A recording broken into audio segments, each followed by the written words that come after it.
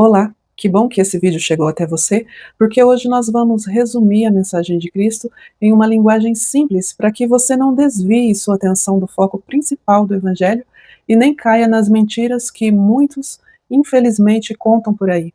Esse vídeo também pode ser uma oportunidade para você compartilhar com um amigo que esteja precisando ouvir uma palavra. Então vamos lá? Do que Jesus falava realmente? Ele tinha dois ensinamentos fundamentais. O primeiro era sobre a fé e o arrependimento, e o segundo era sobre o amor e a justiça. Jesus sempre falava sobre fé e arrependimento, porque quando começamos a crer na palavra e nos arrependemos dos erros, as mudanças que Deus deseja ver em nós se tornam possíveis.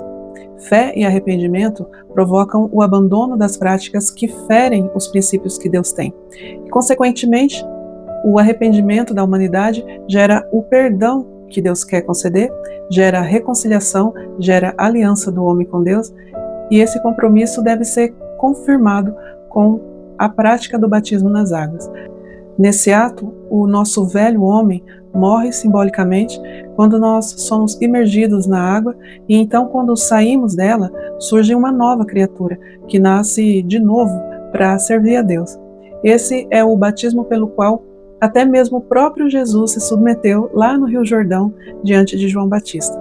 Muito embora Jesus não precisasse desse batismo, porque ele não havia pecado, ele não tinha do que se arrepender, mas para que se cumprisse toda a justiça, todas as ordenanças de Deus, Jesus tomou essa decisão de se batizar por volta dos seus 30 anos de idade, e assim Jesus nos mostrou o grau de importância dessa decisão, porque se até ele se batizou, quem é o homem para dizer que não necessita de passar por esse processo também? Esse é o primeiro fundamento da mensagem cristã verdadeira e genuína. Fé e arrependimento. Quem crê e for batizado será salvo. Palavras do próprio Jesus. Ele nos ordena o batismo, se colocando ele mesmo como um modelo de obediência para nos encorajar a seguir o seu exemplo. O segundo ponto da mensagem central que vem de Jesus é o amor e a justiça, porque esses valores revelam o caráter de Deus. E Jesus sempre quis que nós conhecêssemos quem é Deus, porque nós só aprendemos a amar quem a gente conhece. Mas como conhecer a Deus se nós não podemos vê-lo? Essa foi a dúvida de Tomé e de Filipe, que eram uns dos 12 discípulos de Jesus. E Filipe chegou a fazer um pedido a Jesus, dizendo: Senhor, nos mostra o Pai e nos basta. Como quem queria dizer: se eu ver Deus com os meus próprios olhos, aí sim eu serei completo, aí sim eu poderei dizer que eu conheço a Deus. Então Jesus disse: quem vê a mim, vê o Pai. E minutos antes, Jesus também tinha dito a eles: se vocês me conhecem, também conheceriam o Pai. E desde agora, vocês conhecem e têm visto. Ou seja, Jesus estava revelando que Deus estava nele. Quem vê a mim, vê o Pai. A chave que aciona a nossa fé e o entendimento para conhecermos a Deus é Cristo. Mas o grande empecilho da humanidade é querer firmar a sua fé somente naquilo que ela pode enxergar e tocar, ou naquilo que traz algum benefício imediato, um milagre. Caso contrário, ela não crê. Vejam que também existem aquelas pessoas que se apegam somente na ciência. Para elas, só seria real um Deus que elas pudessem observar e medir, conhecer a altura, a largura, onde ele fica, quanto mede a área onde ele está, a que distância ele fica daqui, quantos anos ele tem. Mas Deus não cabe em nenhuma dessas dimensões que os humanos conseguem compreender. Mas o apóstolo João disse assim: Deus é amor, e amor não se mede. O apóstolo Paulo também disse que o amor nunca morre, o amor é eterno. O amor não está limitado ao tempo. E Deus é eterno. Para tentar entender na pele sobre eternidade de Deus ou a eternidade do amor, imagina você é capaz de amar pessoas da sua família que faleceram há décadas atrás, e de lá para cá muita coisa mudou. Você já não chora tanto a ausência delas como nos primeiros dias, e aquela tristeza profunda passou, mas o amor pelo seu ente querido permanece dentro de você. Se você vivesse mais 1000 anos, você continuaria amando. Agora eu te pergunto: Quantos filhos e filhas Deus tem? Quantas pessoas já passaram por esse mundo, já existiram e ainda vão existir na Terra para Deus amar? Como cabe tanto amor em Deus? Não existe uma resposta. O amor de Deus é grande demais. Deus é o amor no tempo da eternidade, no infinito. Não se define um começo, muito menos um fim. E nós, sozinhos, não temos uma lente capaz de observar a Deus, de atingir, de entrar ou perceber a dimensão em que Ele está. Foi então que Deus nos enviou Jesus.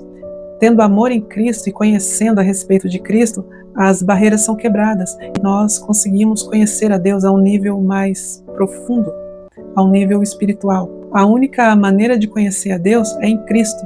Deus se revela a nós através do amor de Cristo.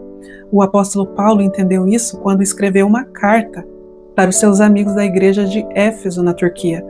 Lá na Bíblia tem um livro chamado Carta aos Efésios, e no capítulo 3, do verso 14 em diante, Paulo fala que orou a Deus para que Cristo habitasse pela fé no coração de cada amigo dele e que esses amigos e irmãos em Cristo ficassem firmes para compreender perfeitamente qual era a largura, o comprimento, a altura e a profundidade do amor de Cristo, que excede todo o entendimento dessa terra, para que assim eles fossem cheios de toda a plenitude de Deus, cheios das riquezas do conhecimento de Deus. E agora que você já sabe que Deus é o amor revelado em Cristo, sabia que esse amor dá origem a um outro atributo de Deus? A misericórdia. A Bíblia diz que as misericórdias do Senhor se renovam a cada manhã. A cada nascer do sol, a misericórdia de Deus olha para o ser humano e se compadece e nutre uma esperança de que o ser humano se lembre do sacrifício de Jesus na cruz e tente ser uma pessoa melhor. Aí então a misericórdia de Deus dá origem à paciência. Deus fica esperando o nosso pedido de perdão, mas às vezes esse pedido não vem e os pecados da terra vão se acumulando. E é por causa do amor que Deus retarda a execução da sentença sobre toda a obra má praticada na terra. Como foi dito, o amor de Deus se desdobra em misericórdia e em paciência antes de exercer a justiça. Deus disse: toda alma que pecar, esta certamente morrerá. Mas Ele nos dá um tempo para que nós possamos nos arrepender. Mas é certo que nós vamos morrer. Mas morrer com a esperança da salvação em Cristo faz toda a diferença para o próximo destino da nossa alma. Então Deus conclui que, segundo o seu grande amor, é justo sim da parte dele ter misericórdia de quem ele quiser ter. E é coerente também com a natureza do amor dele ser paciente conosco. E também, inclusive, acabar favorecendo até aquelas pessoas que não merecem. Se Deus é amor, é lógico que ele será bom até com os maus, muito embora ele desaprove o que elas fazem. Mas no tempo de Deus, ele vai fazer justiça diante daquilo que os homens praticaram, mas não se arrependeram, não trataram, não limparam, não baniram da sua vida, porque Deus não é um Deus que vai tolerar a maldade para sempre.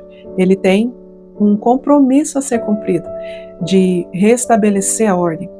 Porém, no meio dos maus estão os bons também, sofrendo, sendo prejudicados de diversas formas, e Deus vai dar um basta nisso. A paciência de Deus é o tempo concedido para a conversão, para o arrependimento. O problema é que algumas pessoas estão usando esse tempo para se sujarem ainda mais, crendo na impunidade. Mas a justiça de Deus virá na hora que ninguém espera. A justiça de Deus também é conhecida como o dia do juízo, dia do julgamento final. E será o episódio mais triste de toda a história. A Bíblia revela que haverá um silêncio no céu, um momento de profundo pesar. E Jesus voltará à terra e seres humanos que Deus ama e que Ele mesmo criou serão lançados para longe da presença de Jesus, porque não o ama e rejeita o seu amor e os seus mandamentos. São pessoas ingratas que não seguem o que é correto, resistem a Deus e elas mesmas definem: isso eu posso fazer, isso não é pecado, e se for eu não estou nem aí. E ficam contrariando a Deus, prejudicando os outros, escandalizando aqueles que creem em Deus, sem arrependimento de nada e sem culpa também. E nesse dia também Deus vai cumprir o desejo do coração de milhares e milhares de pessoas que não querem estar perto dele, porque sabem que ele desaprova o que elas fazem.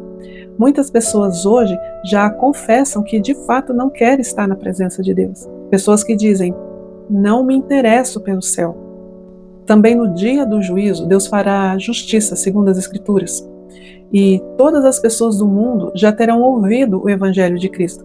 Então, Deus, de acordo com seu amor, que não obriga ninguém, mas dá liberdade para cada um seguir o caminho que quer, Deus vai soltar da mão de quem não quer andar de mãos dadas com Ele.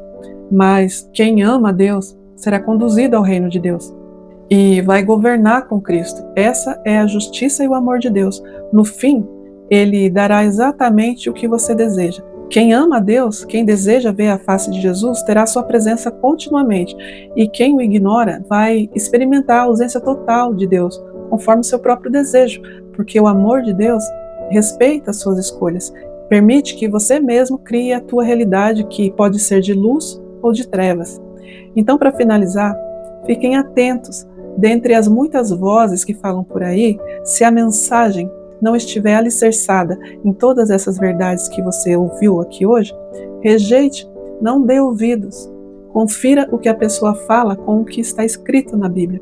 A verdadeira mensagem de Cristo fala a respeito de fé, de arrependimento, de amor e da justiça de Deus.